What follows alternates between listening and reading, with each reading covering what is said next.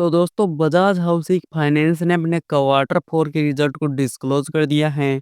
आइए देखते हैं इसके डाटा को। डाटा यहाँ पर कंपनी ने करोड़ में अनाउंस किया है।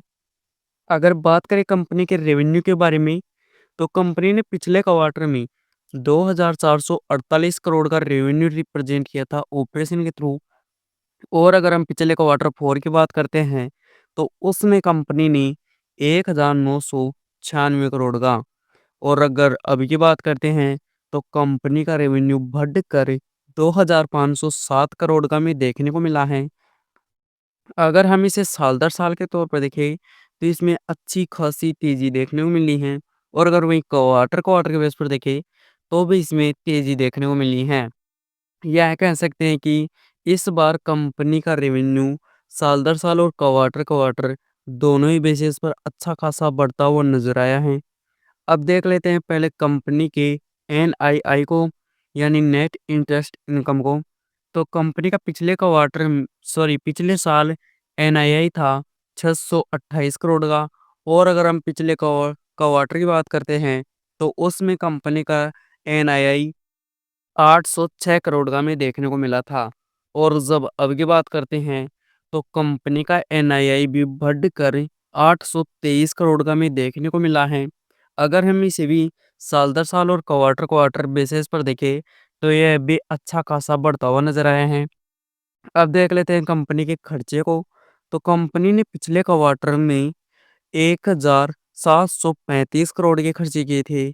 और अगर हम पिछले क्वार्टर फोर की बात करते हैं, तो उसमें कंपनी ने 1508 करोड़ के। और जब अभी की बात करते हैं, तो कंपनी के खर्चे 1788 करोड़ के में देखने को मिले हैं। अगर हम इसे साल दर साल के तौर पर देखें, तो इसमें अच्छी खासी हल्की सी तेजी देखने को मिली है।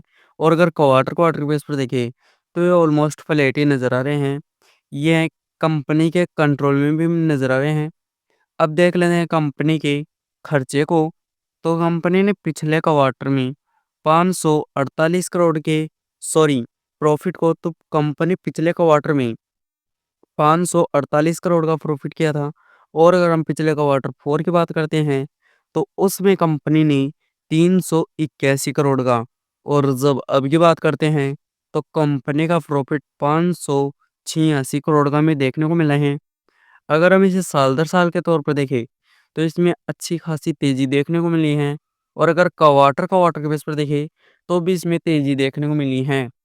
यह भी कंपनी के लिए एक पॉजिटिव बात रह सकती है कि कंपनी का प्रॉफिट साल दर साल और क्वार्टर क्वार्टर दोनों बेसिस पर अच्छा खासा बढ़ता हुआ नजर आया है। अब पहले देख लेते हैं कंपनी के ईपीएस को। तो कंपनी का पिछले क्वार्टर में 66 रुपये का ईपीएस था, सॉरी 66 पैसे का।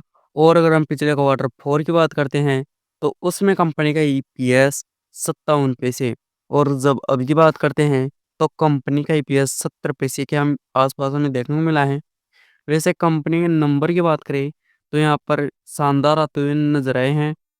कंपनी का रेवेन्यू भी साल दर साल और क्वार्टर क्वार्टर दोनों ही बेसिस पर अच्छा खासा बढ़ा है। और अगर कंपनी का एनआईआई देखें, तो वह भी अच्छा खासा बढ़ता हुआ नजर आया है। और अगर कंपनी के खर्चे देखें, तो वे भी कंट्रोल में ही नजर आ रहे हैं।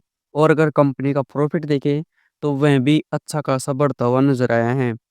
वैसे अगर आपको वीडियो पसंद आई हो, तो लाइक करें, साथ ही में चैनल को सब्सक्राइब करें। धन्यवाद।